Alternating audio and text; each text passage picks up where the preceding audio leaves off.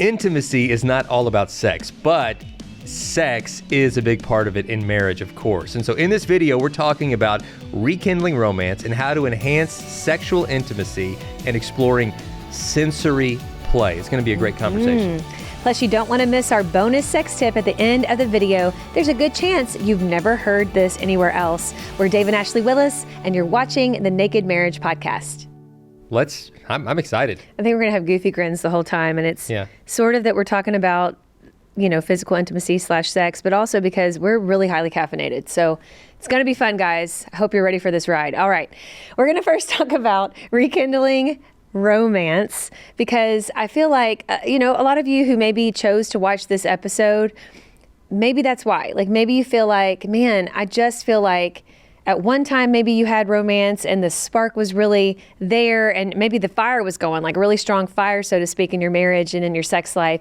But maybe over time it's fizzled and it's, feels like a cold part of your marriage. Yeah. Or maybe you've really never had it. I mean, we talked to couples who are like, I don't even think we've ever really had, a very, just a really thriving romantic life, so to speak. Like, we have people who write us and say, like, I don't know what we're missing here, but we just don't seem to know what we're doing, and we don't know how to really get each other excited about sex. We have very mismatched sex drives. There's a lot of different reasons, but wherever you find yourself in your marriage, wherever you kind of find yourself in your physical, intimate life, okay, you can rediscover love and affection in your marriage, but it's going to take intentionality.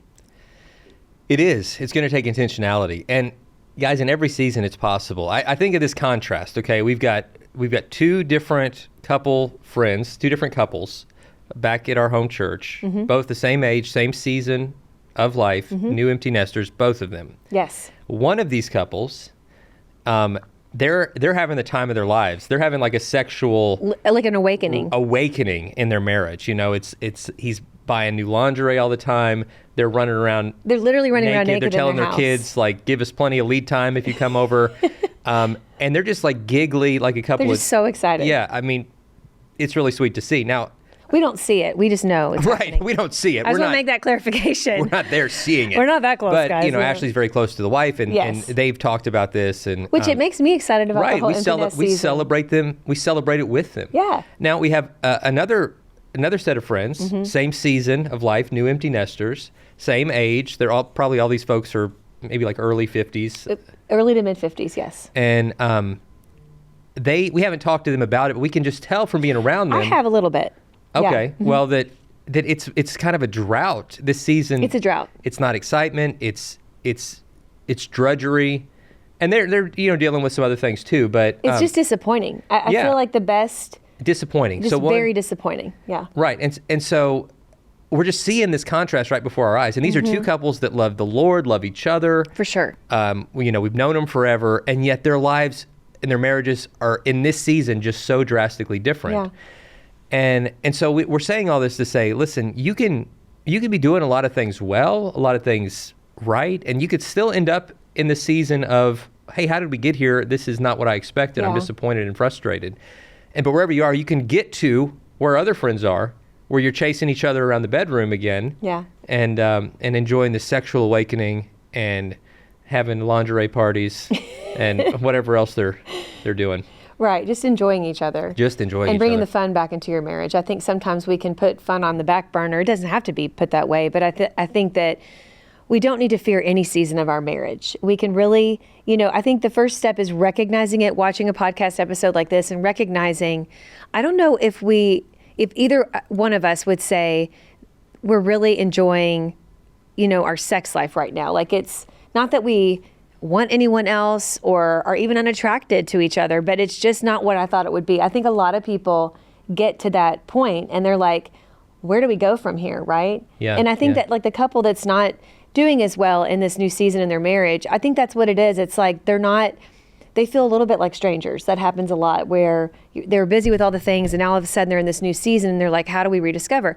And this isn't just for empty nesters. This episode is certainly not just for empty nesters, but I feel like at any point in your marriage, it's very easy, unless we're intentional, to lose sight of this part of our marriage, because unless we're being intentional about prioritizing it, trying to put sex on the calendar, really making sure it's something that we're regularly having, and that we're flirting with each other, that we're affectionate with each other, then we will naturally just, our calendar, our schedules are going to be taken up with so many other things.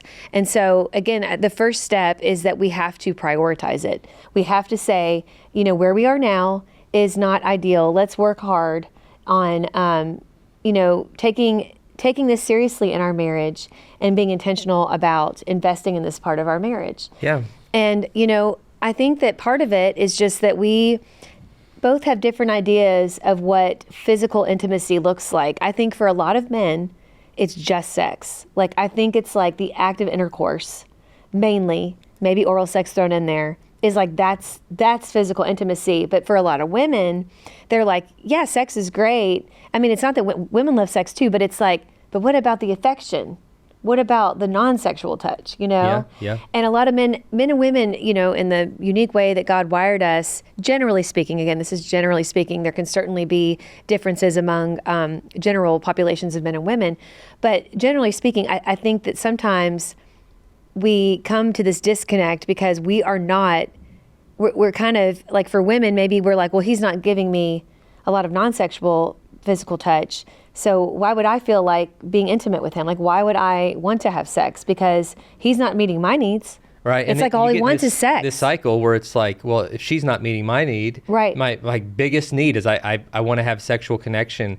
If she's not meeting that, then how can I be affectionate with her? Right. Because one, like, I don't feel like it. Two, it just gets me more in the mood to have sex, which she's not going to do. And right. and round it's and round we cycle. go. It's this cycle. And both spouses have to be willing to break that cycle and to serve one another. Husbands provide a lot of non-sexual physical touch, provide tender affection, provide, foot rubs and back rubs and hand holding and gentle caresses and arms around the shoulder. Hugs. And hugs and all these things that you don't expect are going to lead straight to the bedroom.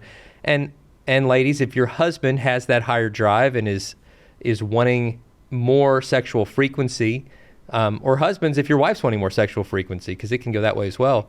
I can't tell you how many messages. Yeah, so many women write and say, I'm the one that has the higher drive. Yes. And my husband, what do I do with that? And so this is not a man-woman specific issue. The majority of the time, it is the husband who has the higher drive, but yeah, in many, many, many cases, the woman has the higher drive.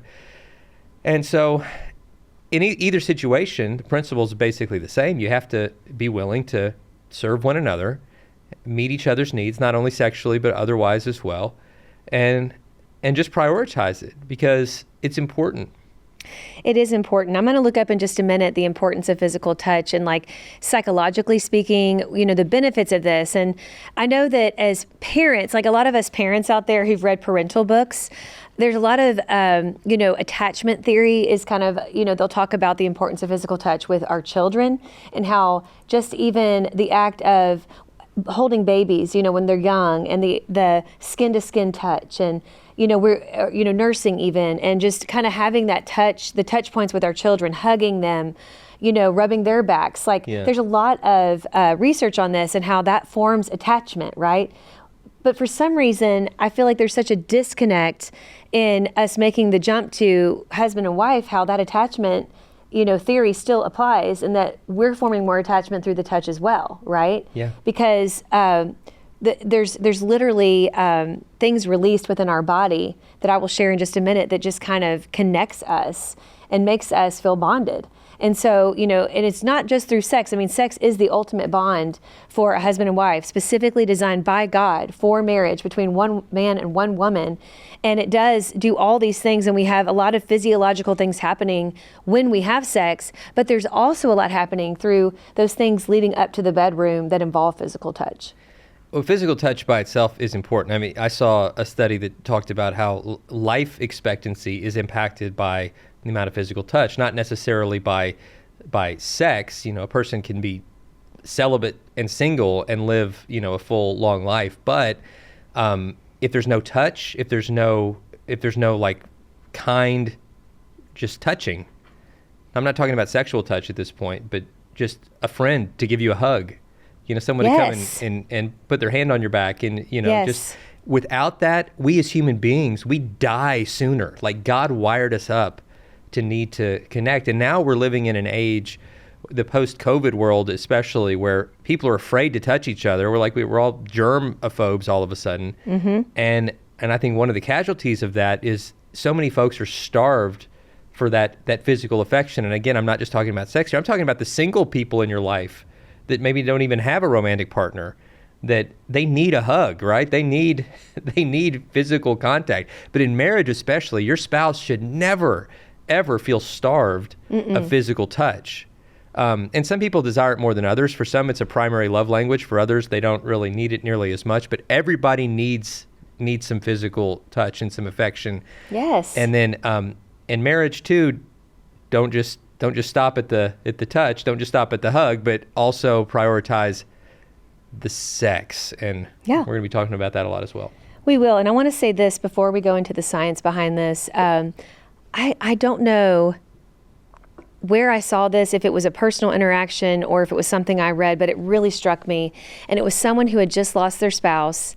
And I remember this wife was saying, it had been a little bit since she had lost her spouse. And the wife was saying something she did not expect that she would miss so much are the daily touches. She said, I feel so starved for daily affection. She's like, literally, I feel starved, and it feels wrong because daily her husband had been a very affectionate man. And she said, I don't even know how to respond to that. And a lot of it is, again, it's a physiological response, but also that has formed this bond. And it broke my heart. Like I thought nobody really thinks about that. I mean, we don't, right? We think about the conversations. You think, we assume all this bonding, but the actual pat on the back, sitting in bed together and just being close to someone and having that physical touch, Sometimes when we're, watching Netflix or whatever, I'll just like hold your hand, but we take that for granted, and it just broke my heart. I thought, man, it just shows you the power of that physical touch and how it builds intimacy. It also builds trust. And so with that in mind, I want to share an article with you all from lovediscovery.org. I'm not saying everything on there is great, but I do like this article, just a little caveat there.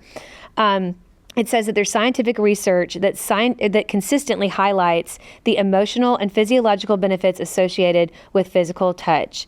When intimate and sensual touch occurs, okay, and then we're talking about sensual, intimate and sensual.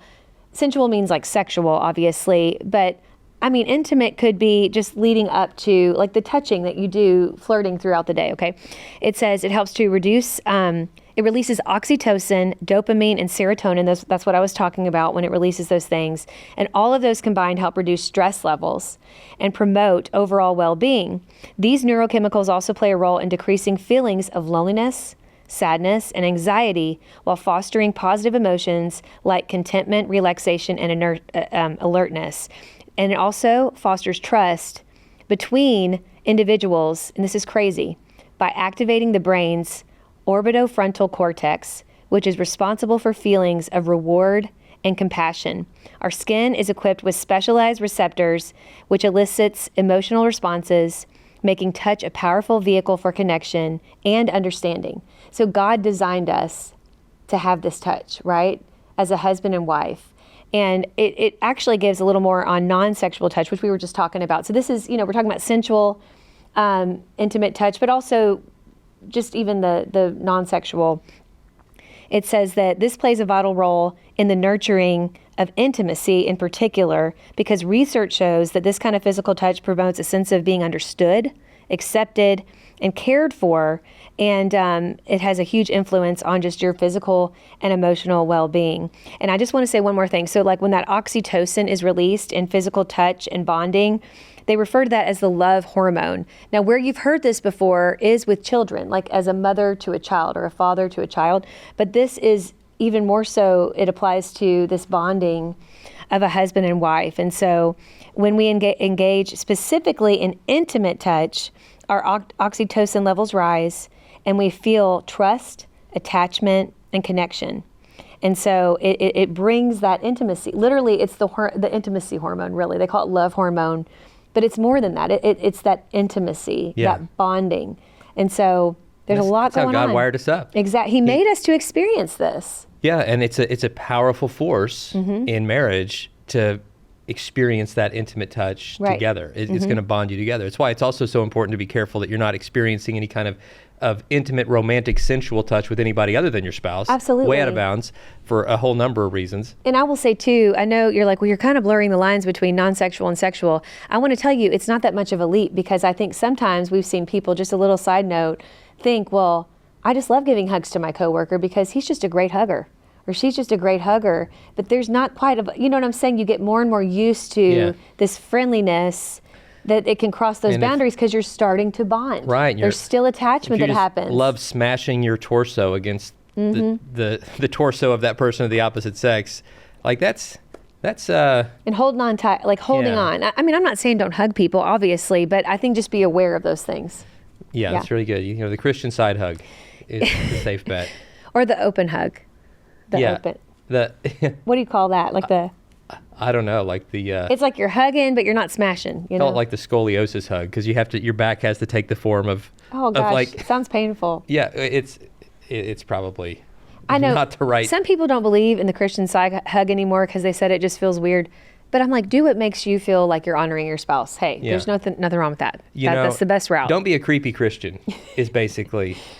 Don't be a creepy Christian. And you know what I'm talking about. As soon as I said that, somebody popped in your head. You're like, don't be like Ted. You know, like somebody It's not always a guy. It could be a girl. We don't know. It could. All right. Let's get back to sex. All right. Because some of you guys are listening. You're like, yeah, you've been talking about holding hands and stuff in this sex episode. Well, we're getting into the sensory play, which is more the sensual play. So, So, guys, sex should be an engaging of all five senses. Yes. Sight, sound, smell, taste, touch. And, so you got to use all of that. That's think about it. I think just giving that thought. Sight. Let's just unpack them one at a time. Sight. Explore each other, celebrate each other, visually. Have some lights on, even if it's soft light that's more flattering. Yeah. And don't have the lights glaring in your eyes. Yeah, not in your eyes, but get some candlelight going, or that's weird too. Some side lamps going where you can see what's going on and you can celebrate each other's form. And ladies, listen, even if you don't like your body, I promise you, your husband loves seeing your naked body, and it impacts him in ways you cannot imagine.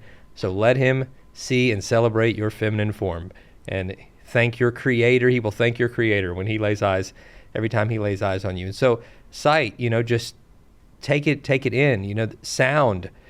I say it's good to be expressive, letting your partner know when something feels good. I think moans or... Well, we talked about this on our previous podcast, because some people are really into that and some are not, and some feel weird. So why would you feel talk weird about it. Well, I've just heard certain people say, like, I don't know, I guess it's like what they... Or just like that feels really good, or something. I don't know. But that's what I mean. It's like it's so safe and intimate that just express yourself, in whatever ways. But there should be sound. And if it's too silent, or if it's put on some music in the background. Yeah, find like that. I was gonna say with sounds. I mean, find your songs that like you're like, ooh, this sets the mood. Right, because we'll put on a show sometimes, and somebody's murdered all of a sudden. Right, if there's like a murder, and that's a mood killer. Or, if there's like a laugh track, if I feel like people are laughing at me while I'm making love, that's a bit of a turnoff. And so, but then the clapping is nice. When everybody's clapping in the laugh track, I'm like... That is true. You feel like, yes. I don't know. All that's weird. I think music is great. I think music's your best bet. Have some music on. Get some R&B, some Boys to Men. It's going to age me, but like... We're just in a 90s kind of just... Yeah. I mean, a lot of their songs are sad, though. Like The End of the Road, which was literally the soundtrack of my childhood. I'll Make Love to You by Boyz II Men. Yeah, there you go. On repeat. Yeah, there's that. But some of theirs, I was just thinking, like, total side note, they have some sad ones. Like some of my favorite, Down on Bended Knee. There's Down on Bended Knee, but he's begging to have her back. And then there's Let's Not Wait Till the Water Runs Dry, which is a good message, but like, why is the water running dry? These young people listening have no idea what we're talking about. Go look it up, guys. You're going to have a whole new genre. Boys to old men at this point. No, they're amazing. They're still, they're going strong. I'd go see them in concert. But, find your soundtrack. Your soundtrack. And then smells. All right. So smells are huge. This gets okay. So guys, listen. especially if you want your spouse to focus on your intimate areas. Oh, you're going to bring up Lumi? No. Well, I could. Actually, they're a sponsor of this podcast. Yeah, they are now, right? They are. How about it? So you want to smell good in your areas that can, in other regions, potentially, without proper attention, smell less than good. Yeah. And so good hygiene. So take a shower. Shower. Make sure if you're all sweaty, go shower first. Maybe spray on a little cologne even if your spouse is into that, or perfume. Lumi, which is a full body deodorant that specializes kind of in your crevices and nether regions. And your bits. And make those areas more, inviting. Smell is definitely, like, if it's not good, it's a mood killer. So definitely take in those smells. Smell goes into... Have a candle going. Yeah, scented candle. Taste. Have good breath. Good breath, guys. Listen. You're a mouthwash guy. Yeah, I put on some mouthwash because I'm starting to get old man breath. You rinse with some mouthwash. Like, I used to have naturally pretty good breath, but something happened as I entered middle age. Yes, I kind of do. I don't know where that came from, but listen, you just got to be aware. Nobody can really taste their own breath completely, but just believe your breath is worse than you think. Yeah. And brush your teeth before. You get some mouthwash. Or mint. Twist that stuff around. And you want it to be minty and... Well, and I'm going to say, some of you too, more than just fresh breath, you might want to bring some actual flavor into this. Now, not everybody's going to be into this because some of us out there don't want to be messy or whatever, because sex is messy enough. But you can involve syrups, I'm just, you're looking at me like I'm crazy, but this is a real thing. No, I'm just imagining things. So, you can involve flavored what? Syrups. Oh. And whipped cream, things like that, if you want to make it real spicy. Edible underwear, that's a taste. That's a thing. We've not ever used... We've never done that. But I'm just saying that some people like this sort of thing. Paint a false picture here. I'm not saying us. I'm just saying some people out there really enjoy that. Larry the Cable Guy did this whole comedy bit on edible underwear, and it was... I guess somebody... Funny. It's like a fruit roll-up. Just get a fruit roll-up and make it. He would say that. He said, she had these eating britches. And then gosh. He said, but I had to get a fruit roll up because I'm on a diet, so I had to get the low calorie eating britches. My gosh. It was ridiculous. But anyway. No, but seriously, if you want to get fruit by the foot and make a little weave around maybe you take it and just down each other's body.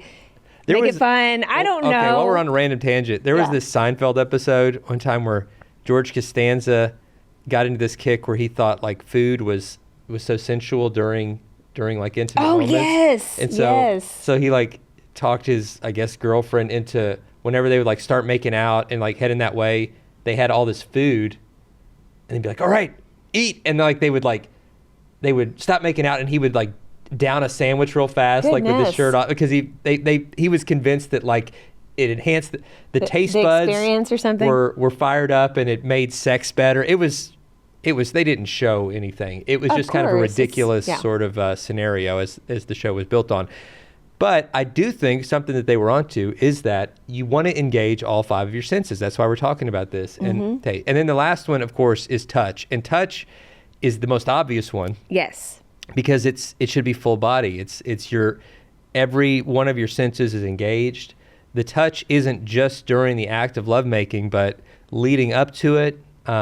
Some massage, even sensual massage, the non-sexual physical affection you've shown throughout the day. All of those are an act of foreplay. Foreplay should be an all-day event that you're, through the words you're saying, through your flirtation, your laughter, your tenderness, your touch, that when you get to the bedroom, both of you are feeling loved and cared for and safe, and that this is just a natural expression of continuing that to its natural climax. That's right.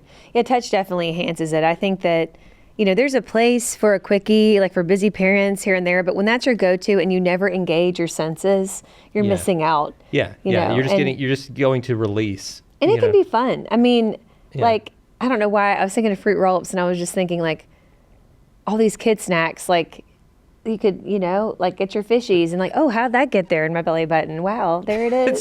That's our house is a bunch of kid snacks, which are the least sexy things on the planet. No, but I'm saying use what you have. Lucky Charms all over your body. Yeah, I'm going to find your Lucky Charm. That's right. I don't know. I don't even know what that means. We're off the rails. But if anyone at Lucky Charms would like to be a sponsor of this podcast, we could have it, yeah. Those marshmallows are amazing. They're yummy. They're magically delicious. Yes, so that brings us to the sex tip that you may have never heard of. Okay, I have one. Do you have one? I want to hear yours. All right. Okay, so mine, you may have heard of actually, but I think a lot of people neglect this part of the body, okay? And you're like, oh, what is she talking about? What? Okay, so. The pinky toe. It's the pinky toe. I'm just kidding. Is that a thing? Write me if that is. That's. I don't know. Some people have these foot fetishes. Toes are a thing for some people. Like your digits might be really something. I don't know.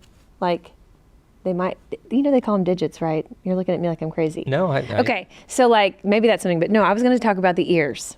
Yeah, there we go. So there's something in there's like some nerve endings in the ear where if you stimulate the ears, kissing on them, you know what I'm saying? Nibble. Like that can enhance the experience. Even rubbing them. Yeah. Yeah. Yeah. Now those it kind of can earlobes. Enhance. It can enhance things. Go for the lobe. The lobes. Give some love to the lobes. Give some love to the lobes. Hey guys, you weren't expecting that, but give it a try. Give it a try. Yeah. You might like it. Want to hear more about sex? Well, we did a 14-day series in January on the Naked Marriage podcast all about sex. Sex positions, foreplay, fetishes, you name it. So you can go and check that out on the Naked Marriage podcast right here. And also check out right here on YouTube one of our shows called Christian Sex Positions. So if you don't want to miss anything here, and I know you don't, make sure you like and subscribe. We will see you next time.